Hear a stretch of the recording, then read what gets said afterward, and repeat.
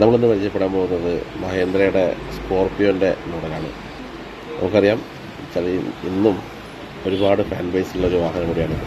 2002 അവസാനത്തോടെയാണ് Mahendra Scorpio നമ്മുടെ Indian നിരത്തുകളിൽ എത്തുന്നത്.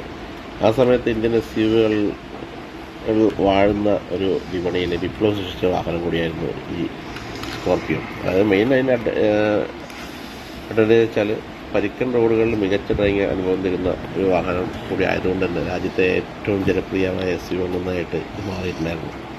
ഇവൻ വെല്ലുവിളിച്ചുകൊണ്ടിരുന്നത് നമ്മുടെ ലാൻഡ് റോവർ ഡിഫൻഡറിനെയും അതുപോലെ തന്നെ മറ്റു വാഹനങ്ങളൊക്കെ ആയിരുന്നു.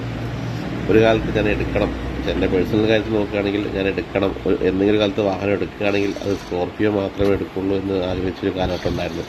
ഇപ്പോഴും അതങ്ങനെ തന്നെയാണ്. എൻ്റെ ഗാരേജിലേക്ക് അധികം വൈകാതെ തന്നെ ഞാൻ സ്വന്തമാക്കും.